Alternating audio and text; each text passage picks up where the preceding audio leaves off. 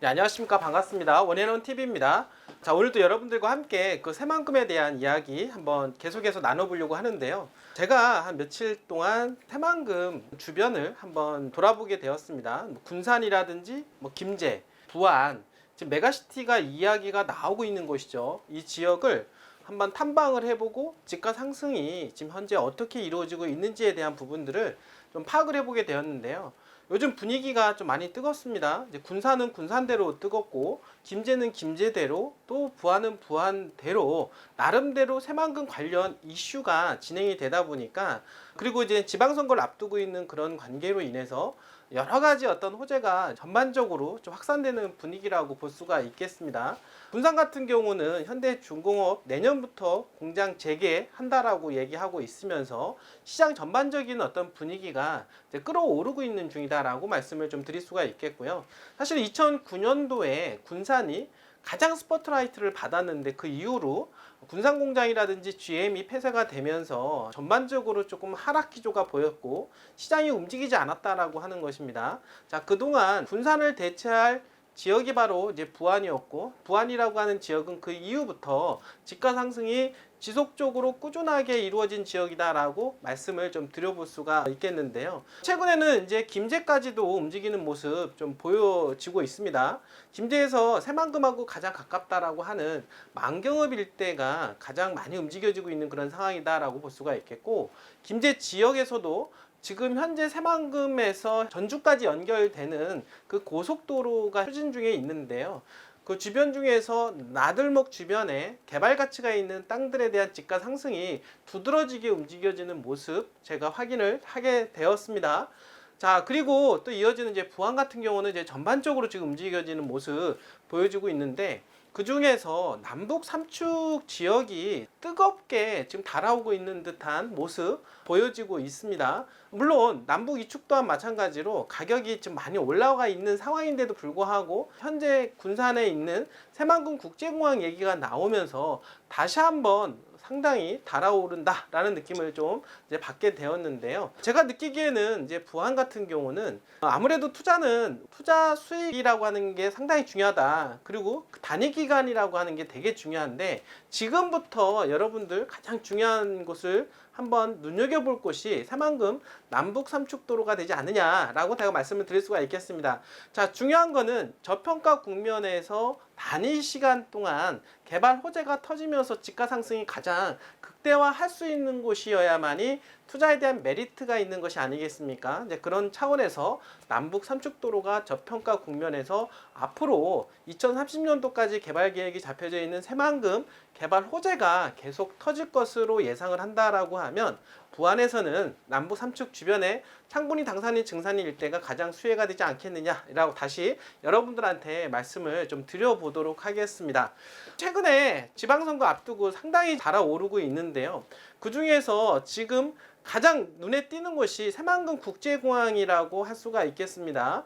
이번 윤석열 정부가 들어오면서 가장 크게 공약했던 부분들이 새만금 국제공항에 대한 조기 개항이라고 하는 부분입니다. 자, 두 번째로는 이제 메가시티에 대한 이야기라고 볼 수가 있겠는데, 이 메가시티에 대한 부분들은 전라북도 특별자치도와 함께 이야기가 나오고 있는 중이기 때문에 조금 더 중장기적으로 바라봐야 되는 부분이라고 한다라고 하면, 새만금 국제공항은 가시권에 들어와 있고 실제적으로 시민단체에 의해서 반대도 많이 있었지만 본격적으로 이제는 착공할 태세를 보여주고 있다라고 말씀을 드려보도록 하겠습니다. 자, 이런 부분 때문에 그래서인지 남북 이축도로가 영향권에 들어가는데요.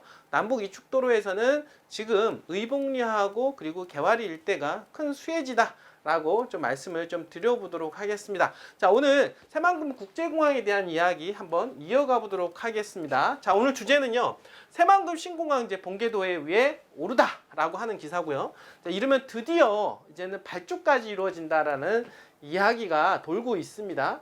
결국에는 새만금 날아가지 않겠습니까? 자, 오늘 이 주제에 대해서 한번 알아보고 좀 구체적인 내용 한번 이어가 보도록 하겠습니다. 자, 지금 이제 보시면은 이 도로가 남북 이축도로라고 볼 수가 있겠는데요. 남북 이축도로를 끼고 지금 위쪽에 새만금 국제공항이 들어오고 있고, 그 이후에 위쪽으로 이제 군산공항과 함께 있는데요. 이 규모만 하더라도 꽤 큰 규모라고 볼 수가 있겠습니다. 당연히 이 공항이 본격적으로 가동이 되면서 남북 이축도로의 영향권은 더욱더 가세가 높아질 거다라고 좀 말씀을 좀 드려보도록 하겠습니다. 현재 이 자료는 국토부에서 나온 새만금 신공항 대치도라고 볼 수가 있겠는데요. 향후에는 현재 신공항이 들어가는 이 위치 일대에 바로 새만금 인이철도에 대한 역사 부지까지 예정되어 있다 보니까 공항과 철도가 인프라 구조가 상당히 높아질 것으로 예상을 해 볼 수가 있겠습니다. 이 사업은요, 9천억 원 정도 규모의 새만금 신공항 건설 공사가 이르면 7월 달에 입찰 공고가 이루어진다라고 하는 기사인데요.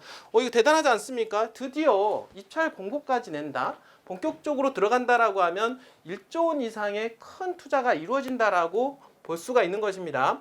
지난 2016년도에요. 그 흑산도 소형 공항 이후에 무려 6년 만에 처음으로 신공항 건설 사업의 사업자 선정이 시작되는 셈인데요. 새만금 신공항 건설은 매립 등 공항 부지 조성은 턴키 방식으로, 즉 설계하고 시공을 한꺼번에 입찰하는 방식으로 들어가기 때문에 상당히 속도감을 높일 수가 있다라고 하는 부분이고요. 활주로와 여객터미널 등 상부 시설은 기타 공사로 발주할 예정으로 되어 있습니다. 자, 새만금 신공항은 군산공항 활주로에서 서쪽으로 1.35km 떨어진 대략 한 100만 평 정도 부지가 되는데, 한 2.5km 길이의 활주로 1봉과 계류장 5곳, 여객터미널, 화물터미널 주차장 등을 건설하는 사업이라고 하고 있습니다. 자, 국토부는요, 사업자 선정이 완료되는 대로 공사를 시작을 하게 되는데 2028년도까지 완공할 것으로 예상을 해보고 있고, 공항이 건설되면 2058년도 기준으로 여객 105만 명, 그리고 화물 한 8,000톤 수요가 발생할 것으로 예상을 해볼 수가 있겠습니다. 자, 이제는 여러분들 우여곡절 속에서 새만금 국제공항이 이제는 확실하게 착공을 앞두게 된다라고 말씀을 드려볼 수가 있겠습니다.